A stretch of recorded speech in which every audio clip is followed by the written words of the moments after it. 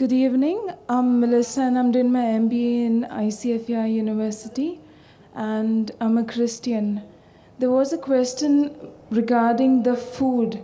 In the Old Testament, it was said that we do not eat pork, but the New Testament, Jesus said that all food are fit to be eaten.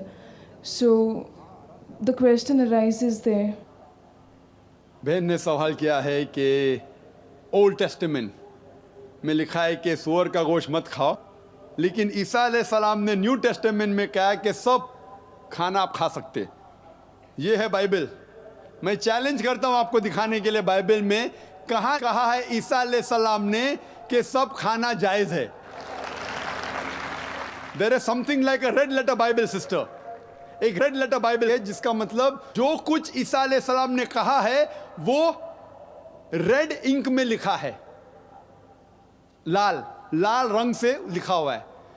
और अगर आप red letter Bible लेंगे और तहकीक करेंगे, बहुत कम चीज red में लिखी है बाइबल में। रेड मतलब ईसाई के स्कॉलर्स कहते हैं ये ईसा अलैहिस्सलाम ने कहा, जो ब्लैक में वो ईसा अलैहिस्सलाम ने नहीं कहा। जो सिस्टर जिक्र कर रही है वो कर रही है सेंट पीटर के बारे में, नॉट जीसस क्राइस्ट। ईसा अलैहिस्सलाम ने कभी भी नहीं कहा कि आप सब कुछ खाओ।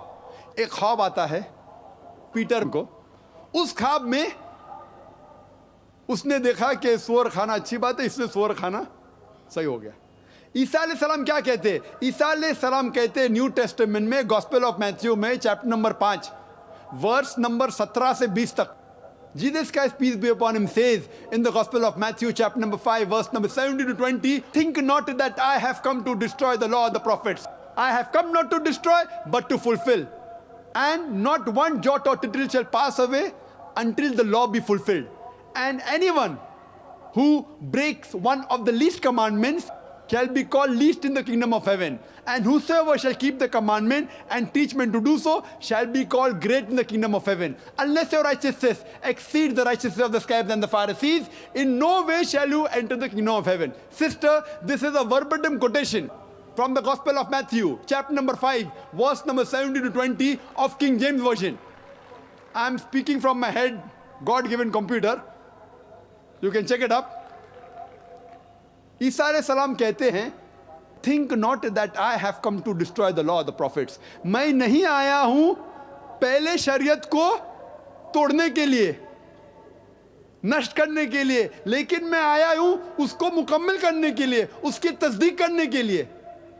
और अगर आप एक भी नुक्ता पुरानी शरीयत का छोड़ते हैं तो आप जन्नत में कभी नहीं जाएंगे। Even if you break one jot or tittle, you shall not enter the kingdom of heaven. Who said that? Jesus Christ, peace be upon him. एक भी चीज जो ओल्ड टेस्टामेंट में लिखी है अगर आप उसको तोड़ते हैं तो जन्नत में जाएंगे नहीं। वो तो सेंट पॉल और बाकी लोग आए और फिर बदलने की कोशिश की।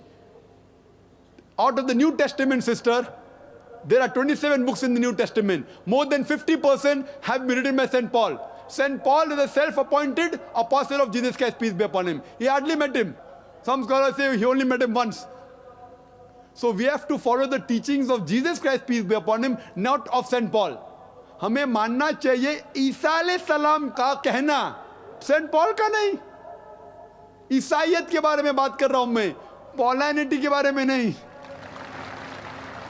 सिस्टर, अगर आपको अच्छा ईसाई बनना है तो आपको सूअर का गोश्त नहीं खाना चाहिए। अगर खाएंगे तो जन्नत में नहीं जाएंगे।